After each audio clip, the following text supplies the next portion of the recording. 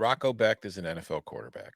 The only knock that's against him is that he's 6'1", but he just does things that we've criticized a lot of quarterbacks in this class. We talked about how there aren't any great ones. I think Rocco Becht does a lot of things physically where he doesn't have elite arm strength. He doesn't have elite speed. He's got a great pocket presence. He knows how to move around back there. He can throw on the run. He can do it going both directions. He can keep the velocity he does have while still running at full speed. Like, that's very difficult to do for most guys. He does a very good job of it. On the flip side, for the rest of Iowa State, what concerns me about them going forward, and I don't know if it concerns me about them in the regular season, but the one area about that team that I would be seriously concerned about if they win the Big 12 and get to the playoff, you saw it in the UCF game. When UCF was popping big plays, they were running away. When Iowa State was popping big plays, they were being chased down from behind. It's not a team with a ton of speed. And in fact, I thought as I was watching it this morning, I thought Spencer Tillman had a great line on one RJ Harvey touchdown where he's like, I'm going to give you an economics lesson. RJ Harvey is inflation. The guys behind him are real wages. One can't keep up with the other. Okay, Spencer, let's go. Yeah. I was like, damn, Spencer's spitting bars on here. But like, I don't, defensively, they are very sound. And I think that as long as they don't play explosive teams with tremendous athletes, they've got a chance to beat anybody. I think that will be what ends up obviously catching them in the end, though. I loved the go ahead. What ended up being the go ahead. What ended up being the game winning touchdown drive. You've got the ball. It has been a couple of empty possessions all in a row. And to your point, Tom, like Rocco just puts the team on his back. And it's like 4 or 5 first down throws, a couple of runs as well for like 7-8 yards. He gets the touchdown run at the end of the game. It was again 140. Where did the runs come from? What? Where did his running ability come from all of a sudden? Because he didn't rush for over more than 30 yards, I think, in his entire career. And like there were 2 games where he was like over 20, and most of them were just single digits, like just pocket passer. Yeah, he'll take it when it's there. I mean, he's got that just fast enough to beat some of these linebackers to the edge, or he's never going to be the guy that breaks free for the 70-yard run. And they do have some versatility and diversity where, like, you've got Hansen and Sama are both sort of different kinds of running backs that can do different things. And so when you add Becht into the mix, I think that that's probably a little bit of a counterpunch just to try to generate a spark. But I mean, it looked like hero ball to me, and I mean that in a complimentary way, where he was like, "Okay, 20 carries.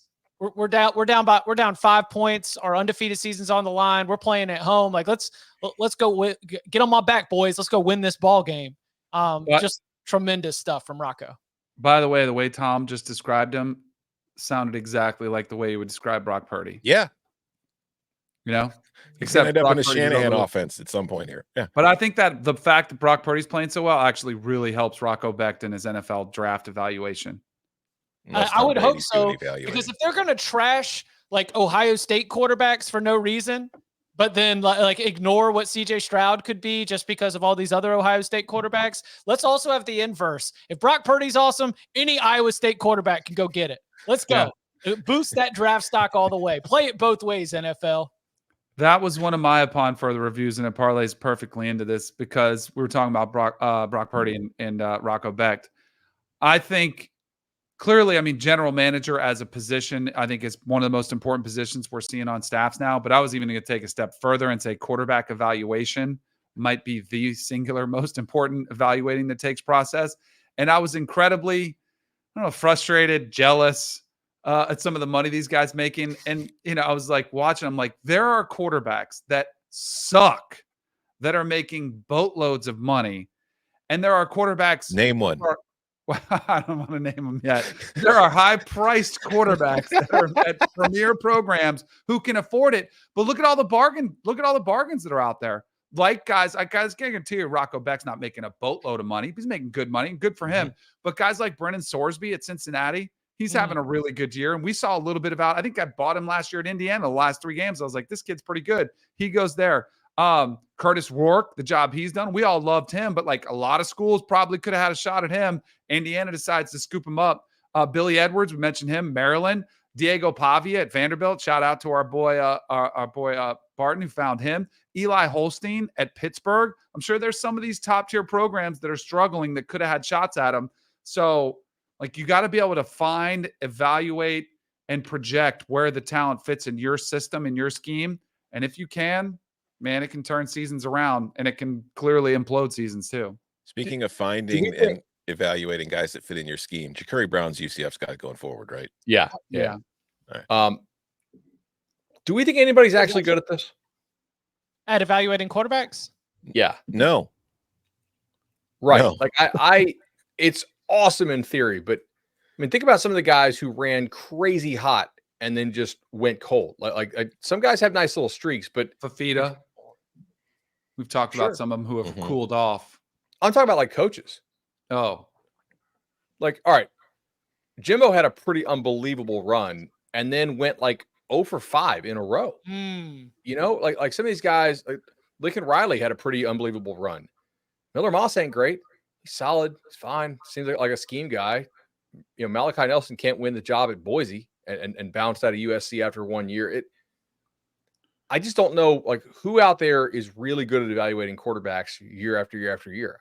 And then you take a page. The NFL has been doing it with 20, 30, 50, however many millions at stake every single year, and they never get it right. It's 50-50. You know, we talk about that all the time. It's impossible. I mean, it is impossible. I think the offense is far more important as far as being able to, quote unquote, evaluate and develop quarterbacks than it is. Because it's like you look at some spots, you know, like Lincoln, his quarterbacks were great. Was it the quarterbacks? Because they have gone on to the NFL and been pretty solid for the most part, but it's also the offense. Are you able to scheme guys open? Because we see that a lot too, where a coach will go somewhere and a quarterback suddenly looks a lot better. Like look at Drew Aller this year.